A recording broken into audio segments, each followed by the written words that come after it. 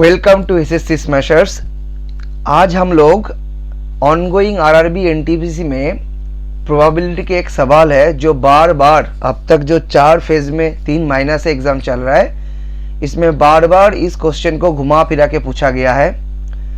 तो इस सवाल को हम लोग करते हैं। ये प्रोबेबिलिटी का सवाल है, डिपेंडेंट प्रोबेबिलिटी का सवाल है, जहां पर बोला जा रहा है कि Ramesh, Mahesh and Suresh throw a dice in succession till one gets a 6 and wins the game.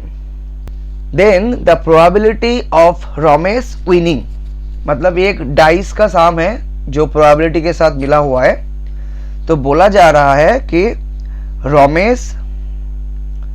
Ramesh है, फिर महेश और फिर सुरेश, ये 3 दोस्त एक के बाद एक डाइस फेंक रहा है और उसमें जो पहला बार 6 फेंकेगा वही जीत जाएगा। लेकिन यहाँ पर रमेश का जीतने का प्रोबेबिलिटी पूछा गया है। तो बहुत अच्छा सवाल है। तो चलिए हम लोग इस सवाल को शुरू करते हैं।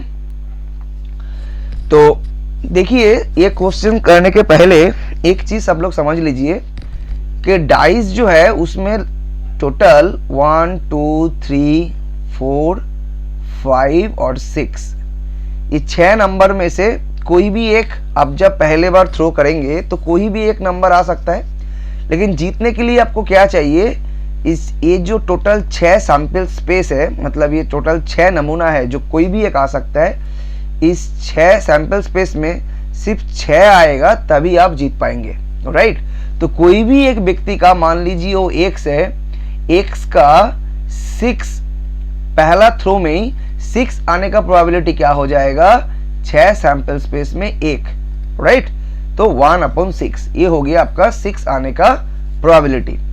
और पहला थ्रो में x का पहला थ्रो में 6 ना आने का प्रोबेबिलिटी तब क्या होगा, ना आने का प्रोबेबिलिटी होगा 1 - 1/6 दैट इज 5/6। पहले तो आप लोग ये चीज याद रख लीजिए, ठीक है। तो 6 आने का प्रोबेबिलिटी क्या है, 1/6। 6 क्यों है, क्योंकि 6 सैंपल स्पेस है, 6 में से कोई भी एक आ सकता है, लेकिन 6 आने का प्रोबेबिलिटी 6 में से 1/6 है। और 6 ना आने का प्रोबेबिलिटी क्या है, 5/6, ठीक है। अब एक चीज आप लोग समझ लीजिए, डिपेंडेंट प्रोबेबिलिटी क्यों इसको बोला जा रहा है, क्योंकि यहाँ पर सक्सेशन बोला है, क्योंकि एक के बाद एक। मान लीजिए आपके पास राम और श्याम 2 है। मैं बोल रहा हूं कि कोई भी जो भी डाइस थ्रो करने के बाद 6 लाएगा वो जीत जाएगा। लेकिन हम आप बोल रहे हैं कि पहले राम डाइस फेंकेगा फिर श्याम डाइस फेंकेगा, और आप मुझे बोलिए श्याम को जीतने का प्रोबेबिलिटी क्या है, राइट। मान लीजिए एक ही बार खेला होगा और उसमें श्याम 6 फेंकेगा, तो श्याम को 6 फेंकने के लिए राम को पहले हारना होगा, मतलब राम 6 नहीं फेंक सकता है। तो राम खेलेगा फिर श्याम खेलेगा, राइट। तो राम पहले 6 ना आने का प्रोबेबिलिटी क्या होगा, 5/6, और फिर श्याम का 6 फेंकने का प्रोबेबिलिटी क्या होगा, 1/6। तो ये आपका एक बार थ्रो करके जीतने का, श्याम का जीतने का प्रोबेबिलिटी क्या हो जाएगा, 5/36। समझ में आ गया। इसीलिए बोला जाता है डिपेंडेंट, क्योंकि देखिए डिपेंडेंट प्रोबेबिलिटी में मल्टीप्लाई होता है। अब इस मैथ को आपको करना है, तो आप लोग बोलिए राम कब कब जीत सकता है, क्योंकि पहले राम फेंकेगा, फिर राम मतलब रमेश, फिर रमेश का डाइस थ्रो करने के बाद महेश थ्रो करेगा, फिर महेश थ्रो करने के बाद सुरेश थ्रो करेगा, राइट। लेकिन हमको सिर्फ राम को ही जिताना है, रमेश को जिताना है। तो रमेश तो एक तो हो सकता है कि फर्स्ट टाइम जीत जाए, फर्स्ट टाइम ही थ्रो करे और जीत जाए, नहीं तो जब फर्स्ट, सेकेंड, थर्ड, फिर जब 4th टाइम जब रमेश फेंकेगा तब जीत सकता है। नहीं तो महेश फेंका नहीं जीता, सुरेश फेंका नहीं जीता, फिर 7th टाइम में जीत सकता है। समझ में आ रहा है मैं क्या समझाना चाहता हूं।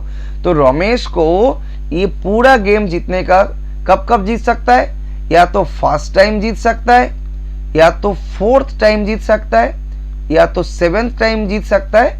इस तरह से जब तक ना फेंके। अब कब तक ना फेंके वो तो मैं नहीं बता सकता, मतलब इन्फिनिटी है, लेकिन ये सब टाइमिंग में रमेश जीत सकता है। तो फर्स्ट टाइम रमेश का जीतने का प्रोबेबिलिटी क्या हो जाएगा? फर्स्ट टाइम रमेश का जीतने का प्रोबेबिलिटी हो जाएगा, आप लोग बोलिएगा 1/6। ठीक, फिर जब फोर्थ टाइम रमेश जीतना चाहेगा, फोर्थ टाइम रमेश को जीतने के लिए आपका प्रोबेबिलिटी क्या होना चाहिए? पहले तो फर्स्ट, सेकेंड, थर्ड, ये तीनों टाइम तीनों को हारना पड़ेगा। रमेश को भी हारना पड़ेगा, महेश को भी हारना पड़ेगा, सुरेश को भी हारना पड़ेगा, मतलब कोई भी 6 नहीं फेंक सकता है। फिर जब चौथा बार रमेश फेंकेगा तब जीतेगा।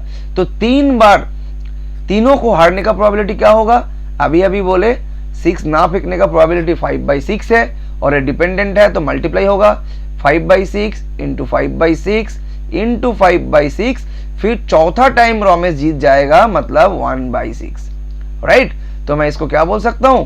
5/6 का क्यूब। तो मैं फोर्थ टाइम जीतने का प्रोबेबिलिटी क्या हो जाएगा? 5/6 होल क्यूब इंटू 1/6। इसी तरह से 7th टाइम जीतने का प्रोबेबिलिटी क्या हो जाएगा? 5/6 होल टू द पावर 6, क्योंकि 6 बार रमेश, महेश, सुरेश, फिर रमेश, महेश, सुरेश, फिर 7th टाइम में आकर रमेश जीतेगा, मतलब पहले 6 बार रमेश, महेश, सुरेश, 6 बार ये लोग हारेगा। तो 5/6 into whole to the power 6 into 1/6, और ये इस तरह से चलते जाएगा। तो ये बेसिकली आपका रमेश का जीतने का प्रोबेबिलिटी है। ठीक है, 1/6 मतलब पहला बार जीत गया, नहीं तो 5/6 क्यूब इंटू 1/6, नहीं तो 5/6 whole to the power 6 into 1/6, और ये इंफिनिटी होगा। और ये बीच में प्लस क्यों है प्रोबेबिलिटी में? जब प्रोबेबिलिटी में और होता है, ठीक है, तब प्लस होता है, और जब एक दूसरे के ऊपर डिपेंडेंट होता है, जब एक का एक्शन दूसरे के एक्शन के ऊपर डिपेंडेंट होता है, तब उसमें प्रोडक्ट होता है। ठीक है, हम लोग यहाँ पर क्या बोले? इधर राम फर्स्ट टाइम जीत सकता है, और फोर्थ टाइम जीत सकता है, और 7th टाइम जीत सकता है, इसीलिए बीच में प्लस है। और यहाँ पर इंटू क्यों है? क्योंकि फोर्थ टाइम रमेश को जीतने के लिए पहले 3 बार रमेश, महेश, सुरेश को हारना पड़ेगा, इसीलिए यहाँ पर इंटू है 5/6 क्यूब इंटू 1/6। उम्मीद करते ही आपको समझ में आ गया। अब आप दूसरा चीज समझिए, एक एपी सीरीज होता है और एक जीपी सीरीज होता है। जीपी सीरीज में क्या होता है? मान लीजिए मैं एक एग्जांपल दे रहा हूं, 1 + a, ठीक है, +a² + a³ ... इंफिनिटी। तो इसको जीपी सीरीज इसीलिए बोला जाता है क्योंकि पहले से सेकेंड टर्म के बीच में देखिए जो रेशियो है वो a है, फिर a से a², फिर से रेशियो देखिए a है, a से a³ देखिए, फिर से रेशियो आप गुनिएगा कौन कितना मल्टीपल्स है, सेकेंड टाइम पहला टर्म से कितना मल्टीपल्स है, a टाइम्स है। तो इसको बोला जाता है कॉमन रेशियो, जिसको हम लोग r से रिप्रेजेंट करते हैं। ठीक है, तो इस जीपी सीरीज का समेशन क्या होता है? पहला टर्म, फर्स्ट टर्म, ठीक है, फर्स्ट टर्म जो भी होगा, जैसे यहाँ पर फर्स्ट टर्म क्या है? 1 है, first term by 1 minus common ratio. ठीक है, तो यहाँ पर फर्स्ट टर्म क्या है? 1 है, तो मैंने 1 लिख दिए। बेसिकली फॉर्मूला क्या होता है? जीपी सीरीज हम लोग इस तरह से लिखते हैं, a + ar + ar² + ar³। ठीक है, तो यहाँ पर फॉर्मूला क्या होगा? a/1 माइनस r, जहां पर a फर्स्ट टर्म है और r है कॉमन रेशियो। अब इस मैथ को, इस सवाल को देखिए, इस सवाल में हम लोग 1/6 कॉमन ले लेंगे, तो मेरा क्या बच जाएगा? 1 + 5/6 whole cube + 5/6 to the power 6 ... infinity. ठीक है, तो 5/6 को हम लोग a मान ले, तो हम लोग इस मैथ को किस तरह से कर सकते हैं? 1/6 1 + a³, मान लीजिए पूरा क्यूब को ही हम लोग a मान लेते हैं। ठीक है, तो ये आपका हो गया a + a² ... इंफिनिटी। ठीक है, अब देखिए हम लोग कैसे करते हैं इस सवाल को। हम ऊपर वाला मिटा देता हूं। ठीक है, तो देखिए क्या बोले, तो हम लोग अभी सीधा यहाँ से यहाँ पर आ जा रहा हूँ। अब देखिए कैसे करते हैं। तो मेरे पास 1/6 है, ठीक है। अब यहाँ पर क्या होगा बोलिए, मैं अभी जीपी सीरीज में मैंने क्या सिखाया कि पहला टर्म, तो पहला टर्म यहाँ पर क्या है 1 है, तो 1/1 माइनस r, तो यहाँ पर कॉमन रेशियो क्या है a है, a मतलब 5/6 होल क्यूब, ठीक है। अब इसको सिंप्लीफाई कीजिएगा तो 1/6 इंटू क्या होगा 1/6 क्यूब मतलब 216, तो 216 माइनस 5 क्यूब मतलब 125/216, राइट। तो 1/6 इंटू 216/216 माइनस 125 क्या होगा 91। अब 6 से 6 को काट दीजिए, ये आपका आ गया 36, तो कुल मिला के आपका आंसर आ गया 36/91, और यही इस सवाल के उत्तर है, ठीक है। उम्मीद करते हैं आपको ये वीडियो अच्छा लगा है, नहीं तो दोबारा इसको आगे से देखिए, आपको समझ में आ जाएगा। और इस वीडियो को अच्छा लगा है तो इसको ज़रूर दोस्तों के साथ शेयर कीजिए और इस चैनल को सब्सक्राइब कीजिए, ताकि इस तरह का आने वाले हर वीडियो का नोटिफिकेशन आपको मिलते रहे। तो चलिए, थैंक यू।